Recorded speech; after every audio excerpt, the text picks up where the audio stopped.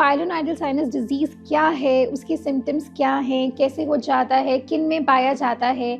अगर आपने हम अभी तक इन सब चीज़ों को नहीं समझा है तो आप हमारे पिछले वीडियो को ज़रूर देखें, क्योंकि उसमें हमने इस बारे में डिटेल में बात की है।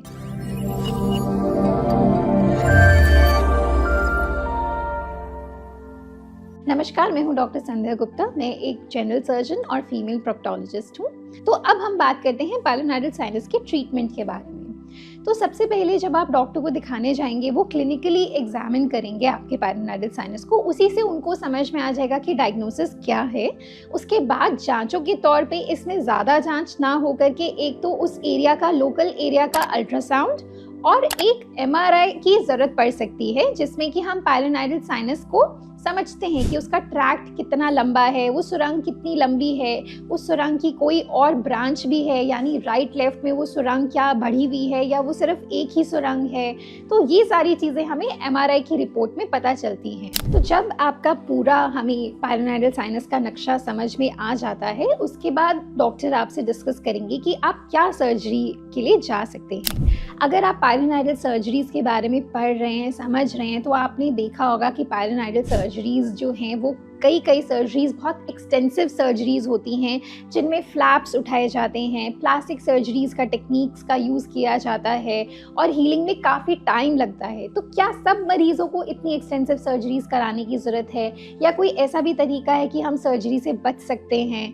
तो देखिए, कोई दवा तो ऐसी नहीं है जिससे कि हम पाइलोनाइडल साइनस को ठीक कर दें, लेकिन एक नया टेक्निक ज़रूर आ गया है पाइलोनाइडल साइनस सर्जरी में, जिसका नाम है लेज़र पाइलोनाइडोप्लास्टी। यानी कि लेज़र की टेक्निक्स के द्वारा हम जो आपका साइनस ट्रैक्ट है उसको पूरा खोले बिना, सर्जिकली खोले बिना, सिर्फ लेज़र से साफ करने के बाद उस ट्रैक्ट को हम अब्लेट कर देते हैं, यानी वो सुरंग हम गिरा देते हैं, वो सुरंग हम बंद कर देते हैं लेज़र सर्जरी के द्वारा। तो इस सर्जरी का सबसे खास बात ये है कि आप इसको कराने के लिए आपको मुश्किल से 6 घंटे 7 घंटे की मोहलत चाहिए है। पूरे दिन या 2 दिन 3 दिन की ज़रूरत नहीं है। आप आएँ, प्रोसीजर कराएं और 3 से 4 घंटे बाद आपकी छुट्टी कर दी जाती है। इसमें आपको लोकल एनेस्थीसिया, यानी सिर्फ उसी एरिया को सुन करके, या max to max spinal anaesthesia, यानी कि हम नीचे के एरिया को सुन कर दें, टांगे सुन कर दें, उसी प्रोसीजर में ये सर्जरी हो जाती है। इनफैक्ट काफ़ी पेशेंट्स में स्पाइनल की ज़रूरत नहीं पड़ती। इनफैक्ट सिर्फ लोकल एनेस्थीसिया में ये सर्जरी हो जाती है। बिल्कुल नेक्स्ट डे से ही आप अपने रूटीन के काम, जहाँ पे बैठना है, आपको ऑफिस का काम करना है, ट्रैवल करना है, वो सब काम आप दोबारा स्टार्ट कर सकते हैं। हार्डली आपको थोड़ा सा सिट्स बाथ में बैठ करके उसकी सिकाई करनी होती है एरिया की। छोटा सा ड्रेसिंग जो आप खुद हैंडल कर सकते हैं, आपका कोई परिवार का अपना सदस्य हैंडल कर सकता है, जिसमें आपको डॉक्टर के पास दोबारा आने की ज़रूरत नहीं होती।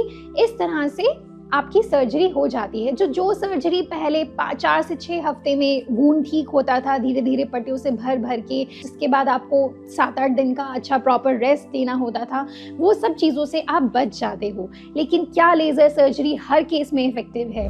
नहीं, ये सिर्फ अर्ली स्टेजेस में इफेक्टिव है, जहाँ पर बहुत ज़्यादा सुरंग के ब्रांचेस नहीं बन गए हैं, जहाँ पे बहुत ज़्यादा इन्फेक्शन नहीं है।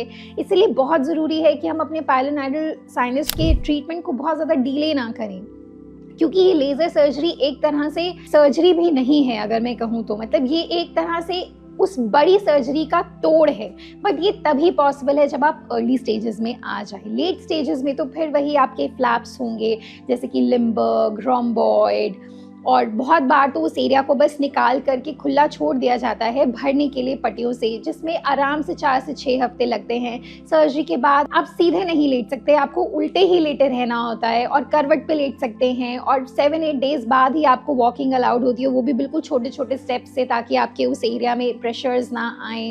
ड्रेन्स पाइप्स डलती हैं जिनसे कि गंदा खून निकलता जाए। एंटीबायोटिक्स बहुत लंबे समय तक चलती हैं, और आपको हॉस्पिटल में भी लॉन्गर टाइम के लिए एडमिट रहना पड़ता है। जल्दी सर्जन से दोबारा मिलने आना पड़ता है, दिखाने आने पड़ता है कि भाई कोई कॉम्प्लिकेशन तो नहीं डेवलप हो रही है।